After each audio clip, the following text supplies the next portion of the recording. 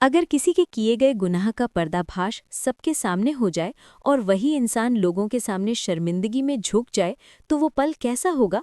आज की कहानी आपको आखिरी सांस तक बांधे रखेगी। ऐसे ही दमदार और सच्ची कहानियों के लिए अभी इसी वक्त चैनल को सब्सक्राइब कर लीजिए ताकि कोई भी अपडेट आपसे छूट न जाए। आने वाले एपिसोड की शुरुआत ही एक भारी माहौल से होती है।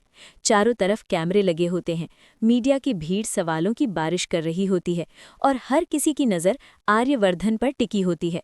मीडिया वाले बार बार एक ही सवाल दोहराते हैं, अगर आपको असली गुनहगार के बारे में सब पता है तो फिर आप उसे सज़ा क्यों नहीं दे रहे हैं, आप उसे सबके सामने क्यों नहीं ला रहे हैं। इन सवालों में सिर्फ जिज्ञासा नहीं होती बल्कि एक तरह का दबाव भी होता है जो हर शब्द के साथ और गहरा होता जाता है। आर्यवर्धन शांत खड़ा रहता है, उसके चेहरे पर न घबराहट होती है न ही गुस्सा। उसकी आंखों में सिर्फ एक ठंडा और सख्त फैसला झलकता है। वो मीडिया की तरफ देखता है, फिर हल्का सा मुस्कुराता है, जैसे उसे इस पल का इंतजार ही था। तभी वो बिना कुछ बोले अपने एक आदमी को इशारा करता है। ये इशारा छोटा होता है लेकिन उसका मतलब बहुत बड़ा होता है। अचानक भीड़ के पीछे से हलचल होती है। दो आदमी किसी को घसीटते हुए आगे लाते हैं। जैसे ही वो चेहरा सामने आता है, वहां खड़े लोग सन्न रह जाते हैं। वो इंसान और कोई नहीं बल्कि रघुपति होता है। उसका चेहरा डरा हुआ होता है, कपड़े बिखरे होते हैं और आंखों में साफ दिखता है कि अब उसके पास भागने का कोई रास्ता नहीं बचा है। मीडिया के कैमरे तुरंत उसकी तरफ घूम जाते हैं, फ्लैश लाइट्स जलने लगती हैं और हर चैनल इस पल को कैद करने में लग जाता है। रघुपति को आर्यवर्धन के आदमी इस हालत में लाए होते हैं कि वो ठीक से खड़ा भी नहीं हो पा रहा होता। उसके चेहरे से साफ पता चलता है कि उसे डर लग रहा है। वो कांपता हुआ इधर उधर देखता है, जैसे किसी चमत्कार का इंतजार कर रहा हो। लेकिन वहां कोई चमत्कार नहीं होता, सिर्फ सच होता है। आर्यवर्धन आगे बढ़ता है और रघुपति की तरफ देखता है। उसकी आवाज़ भारी और साफ होती है। वो रघुपति से पूछता है कि अब क्या कहेगा, क्या अब भी वो खुद को बेगुनाह बताएगा। ये सुनते ही रघुपति की हिम्मत टूट जाती है। डर और दर्द में डूबा हुआ रघुपति आखिरकार सबके सामने सच उगल देता है। वो कांपती आवाज में कबूल करता है कि हाँ, उसी ने गायत्री जी का एक्सीडेंट किया था, वही इस हादसे का जिम्मेदार था। और इतना ही नहीं, वो ये भी मान लेता है कि उसने इस गुनाह का इल्जाम बेगुनाह गोपाल शर्मा पर डाल दिया था। जैसे ही ये बात उसके मुंह से निकलती है, वहां मौजूद हर इंसान का खून खौल उठता है। भीड़ में खड़े लोग गुस्से से चिल्लाने लगते हैं। कोई उसे दरिंदा कहता है, कोई कहता है कि ऐसे इंसान को कड़ी से कड़ी सज़ा मिलनी चाहिए। माहौल पूरी तरह बदल जाता है। जो लोग अभी तक सिर्फ तमाशा देख रहे थे, अब वो भी गुस्से और नफरत से भर जाते हैं। मीडिया वाले इस कबूलनामे को बार बार कैमरे में कैद करते हैं ताकि पूरा देश ये देख सके कि सच आखिरकार सामने आ गया है। ऐसे दमदार मोड़ों वाली कहानी आपको कैसी लग रही है, ये हमें ज़रूर बताइए और वीडियो को अभी लाइक कर दीजिए ताकि और लोग भी इस कहानी तक पहुंच सकें। आर्यवर्धन फिर से बोलता है।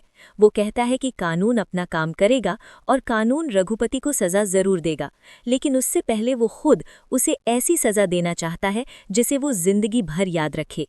ऐसी सज़ा कि वो कहीं भी अपना मुंह दिखाने लायक न रहे। उसकी आवाज़ में कोई गुस्सा नहीं होता, बस एक अडिग फैसला होता है। ये सुनते ही रघुपति की हालत और ख़राब हो जाती है।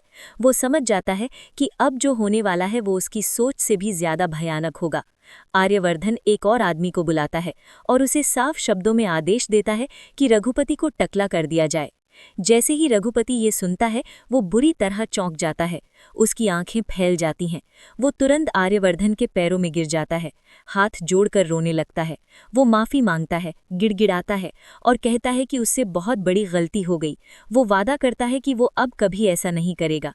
वो अपनी जान की भीख मांगता है, लेकिन आर्यवर्धन का दिल नहीं पिघलता। वो रघुपति की एक भी बात नहीं सुनता। उसके चेहरे पर वही सख्ती बनी रहती है। वो अपने आदेश पर कायम रहता है। रघुपति को जबरदस्ती कुर्सी पर बिठा दिया जाता है। पूरा मोहल्ला वहां इकट्ठा हो जाता है। लोग तमाशा देखने के लिए जमा होते हैं। जैसे ही रघुपति के बाल काटे जाने लगते हैं, लोग उस पर थू थू करने लगते हैं। कोई उसका मजाक उड़ाता है, कोई उसे कोसता है। हर किसी के चेहरे पर नफरत साफ दिखती है। मीडिया वाले इस पल को किसी सनसनीखेज खबर से कम नहीं मानते। वे रघुपति के टकले होते चेहरे को हर एंगल से दिखाते हैं। ये खबर कुछ ही समय में हर न्यूज़ चैनल पर फैल जाती है। शहर के कोने कोने में रघुपति की बदनामी होने लगती है। उसकी पहचान अब सिर्फ एक गुनहगार के रूप में रह जाती है। अगर आपको लगता है कि ऐसे लोगों को समाज में सबक मिलना चाहिए तो इस वीडियो को शेयर जरूर कीजिए ताकि ज्यादा से ज्यादा लोग इस सच्चाई को देख सकें। टकला होने के बाद रघुपति पूरी तरह टूट जाता है। वो जमीन में नजरें गड़ाए खड़ा रहता है। उसे एहसास हो जाता है कि अब वो कहीं भी इज्जत के साथ जी नहीं पाएगा। उसका घमंड, उसकी चालाकी, सब कुछ उसी पल खत्म हो जाता है। इसके बाद आर्यवर्धन गोपाल शर्मा के पास जाता है, उसके सामने हाथ जोड़ता है और सच्चे दिल से माफी मांगता है। वो कहता है कि उसकी वजह से गोपाल को बहुत तकलीफ झेलनी पड़ी, उसे झूठे इल्जाम में फंसाया गया, समाज के सामने शर्मिंदा किया गया। इसके लिए वो खुद को जिम्मेदार मानता है। ये पल भावुक होता है। गोपाल की आंखों में आंसू होते हैं, लेकिन उसके चेहरे पर सुकून भी होता है, क्योंकि आखिरकार सच सामने आ गया होता है। आर्यवर्धन ये भी कहता है कि उसने अपना वादा पूरा कर दिया है और अब न्याय की जीत हुई है। आगे क्या होगा? क्या रघुपति को कानून से भी सख्त सजा मिलेगी? क्या गोपाल की जिंदगी अब फिर से पटरी पर लौट पाएगी? इन सभी सवालों के जवाब आने वाले एपिसोड में मिलने वाले हैं। ऐसे ही हर नए अपडेट के लिए चैनल को सब्सक्राइब करके जरूर रखें, वीडियो को लाइक करें और अपनी राय कमेंट में जरूर लिखें। ये थी कहानी का पहला हिस्सा। अगले हिस्से में और भी बड़े खुलासे और भावनात्मक मोड़ देखने को मिलेंगे। अगले आदेश के लिए तैयार हूँ। रघुपति के टकला होने के बाद माहौल कुछ देर के लिए बिल्कुल शांत हो जाता है। कैमरों की आवाज़ अब भी चल रही होती है, लेकिन लोगों की आंखों में अब हैरानी से ज्यादा एक अजीब सा सुकून दिखाई देता है, जैसे किसी लंबे समय से दबे हुए सच को आखिरकार हवा मिल गई हो। रघुपति जमीन की तरफ देखता रहता है। उसका सिर खाली नहीं होता, बल्कि उसका घमंड, उसका झूठ और उसकी चालाकी भी उसी के साथ उतर चुकी होती है।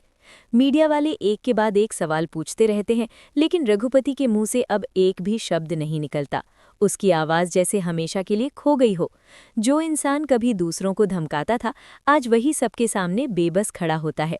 लोग आपस में बातें करने लगते हैं कि आखिरकार सच की जीत हो गई। कई लोग कहते हैं कि अगर शुरुआत में ही सच सामने आ जाता तो एक बेगुनाह इंसान को इतना दर्द नहीं झेलना पड़ता। अगर आपको भी लगता है कि सच चाहे देर से आए लेकिन आता ज़रूर है, तो इस वीडियो को लाइक ज़रूर करें और अपनी राय कमेंट में लिखें। आर्यवर्धन धीरे धीरे आगे बढ़ता है। उसका चेहरा अब भी गंभीर होता है, लेकिन उसकी आंखों में एक अजीब सी थकान झलकती है, जैसे उसने कोई बहुत भारी जिम्मेदारी पूरी की हो। वो मीडिया की तरफ देखता है और साफ शब्दों में कहता है कि आज जो भी हुआ वो किसी बदले के लिए नहीं था, बल्कि सच को सामने लाने के लिए था। वो कहता है कि समाज में अगर गुनाह करने वालों को डर नहीं होगा तो बेगुनाह लोग हमेशा कुचले जाते रहेंगे। ये सुनकर कई लोग सिर हिलाते हैं। कुछ लोगों की आंखों में आंसू आ जाते हैं, खासकर वे लोग जो गोपाल शर्मा के साथ हुए अन्याय को जानते थे। मीडिया अब गोपाल की तरफ कैमरे घुमा देता है। गोपाल थोड़े डरे हुए लेकिन मजबूत कदमों से आगे आता है। उसका चेहरा थका हुआ जरूर होता है, लेकिन उसमें एक अजीब सा आत्मविश्वास लौट आया होता है। गोपाल बोलता है कि उसने कभी नहीं सोचा था कि एक दिन सच इस तरह सबके सामने आएगा। वो कहता है कि जब उस पर झूठा इल्जाम लगा था, तब उसके अपने भी उससे दूरी बनाने लगे थे। समाज ने उसे दोषी मान लिया था, बिना उसकी बात सुने। वो ये भी कहता है कि उस समय अगर आर्यवर्धन उसका साथ न देता तो शायद वो टूट चुका होता। ऐसी सच्ची और भावुक कहानियों के लिए चैनल को सब्सक्राइब करना न भूलें, ताकि कोई भी ज़रूरी पल आपसे छूट न जाए। आर्यवर्धन गोपाल की बात सुनकर कुछ पल के लिए चुप हो जाता है। फिर वो उसके कंधे पर हाथ रखता है और कहता है कि अब उसे अपना सिर झुकाने की ज़रूरत नहीं है। अब सब जान चुके हैं कि वो बेगुनाह है। ये सुनते ही वहाँ खड़े कई लोग तालियां बजाने लगते हैं। ये तालियां सिर्फ गोपाल के लिए नहीं होती, बल्कि सच की जीत के लिए होती हैं। उधर रघुपति को पुलिस अपने साथ ले जाने की तैयारी करती है। अब वो मीडिया की नज़रों से बचने की कोशिश करता है, लेकिन ये नामुमकिन होता है। कैमरे हर तरफ होते हैं। उसकी तस्वीरें, उसका वीडियो, सब कुछ ही घंटों में पूरे शहर में फैल जाता है। लोग उसे पहचानने लगते हैं। जहाँ भी उसका नाम लिया जाता है, वहाँ नफरत और गुस्से की बातें होती हैं। रघुपति को एहसास होने लगता है कि उसकी जिंदगी अब पहले जैसी कभी नहीं होगी। उसने जिस तरह दूसरों की इज्जत छीनी थी, आज उसी तरह उसकी अपनी इज्जत मिट्टी में मिल चुकी होती है। पुलिस की गाड़ी में बैठते वक्त वो एक बार पीछे मुड़कर देखता है। शायद वो आखिरी बार उस दुनिया को देख रहा होता है जहां उसे कभी ताकतवर समझा जाता था। अगर आपको लगता है कि गुनाह का अंजाम ऐसा ही होना चाहिए, तो इस वीडियो को ज़्यादा से ज़्यादा शेयर करें, ताकि हर कोई ये देख सके कि सच से कोई नहीं बच सकता। इसके बाद कहानी थोड़ा शांत मोड़ लेती है। गोपाल अपने घर लौटता है। उसका घर वही होता है, लेकिन माहौल बदला हुआ होता है। जो पड़ोसी कभी उससे नजरें चुराते थे, आज वही उसे सम्मान से देखते हैं। कुछ लोग आकर उससे माफी मांगते हैं कि उन्होंने बिना सच्चाई जाने उस पर शक किया। गोपाल सबको माफ कर देता है, क्योंकि उसके दिल में अब नफरत के लिए जगह नहीं बची होती। घर के अंदर वो गायत्री जी की तस्वीर के सामने खड़ा होता है। उसकी आंखों से आंसू निकल आते हैं। वो धीमी आवाज में कहता है कि आज तुम्हारे साथ हुआ अन्याय सबके सामने आ गया, अब तुम्हारी आत्मा को भी शांति मिलेगी। ये पल बहुत भावुक होता है और दर्शकों के दिल को छू जाता है। आर्यवर्धन भी अकेले में खड़ा होता है। वो खिड़की से बाहर देखता है। बाहर शहर की हलचल चल रही होती है, लेकिन उसके अंदर एक सन्नाटा होता है। वो सोचता है कि सच सामने लाना आसान नहीं था। उसे कई फैसले लेने पड़े, कई कठोर कदम उठाने पड़े। लेकिन अगर ऐसा न करता तो एक निर्दोष इंसान की जिंदगी हमेशा के लिए बर्बाद हो जाती। ऐसे मजबूत और यादगार किरदारों की कहानी देखने के लिए चैनल को सब्सक्राइब जरूर रखें और वीडियो को लाइक करना न भूलें। आने वाले दिनों में रघुपति के खिलाफ केस और मजबूत हो जाता है। उसके पुराने कारनामे भी सामने आने लगते हैं। कई लोग आगे आकर बताते हैं कि कैसे उसने पहले भी लोगों को धोखा दिया था। पुलिस को नए सबूत मिलते हैं और मामला और गंभीर बन जाता है। ये साफ हो जाता है कि रघुपति सिर्फ एक हादसे का जिम्मेदार नहीं था, बल्कि उसने अपनी पूरी जिंदगी झूठ और साजिशों में गुजारी थी। मीडिया इस खबर को लगातार दिखाता रहता है। हर डिबेट, हर खबर में रघुपति का नाम लिया जाता है, लेकिन अब एक अपराधी के रूप में।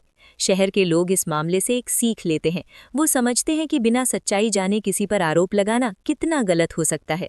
गोपाल की जिंदगी धीरे धीरे पटरी पर लौटने लगती है। उसे फिर से काम मिलने लगता है। लोग उस पर भरोसा करने लगते हैं। उसके चेहरे पर कई दिनों बाद सच्ची मुस्कान लौटती है। ये मुस्कान दर्द से निकली होती है, लेकिन उसमें उम्मीद भी होती है। अगर आपको ये कहानी दिल से जुड़ी लगी हो तो कमेंट में ज़रूर बताएं कि आपको सबसे ज़्यादा कौन सा पल पसंद आया। कहानी का ये हिस्सा यहीं खत्म होता है, लेकिन इसके असर बहुत गहरे होते हैं। ये सिर्फ एक इंसान की हार और दूसरे की जीत नहीं होती, बल्कि ये सच, धैर्य और हिम्मत की कहानी बन जाती है। आने वाले एपिसोड में रिश्तों के नए मोड़, नए फैसले और नई चुनौतियां देखने को मिलेंगी। ऐसे ही हर नए अपडेट के लिए चैनल को सब्सक्राइब करें, वीडियो को लाइक और शेयर करें और अपनी राय हमारे साथ ज़रूर साझा करें। आपकी एक प्रतिक्रिया हमें आगे बढ़ने की ताकत देती है।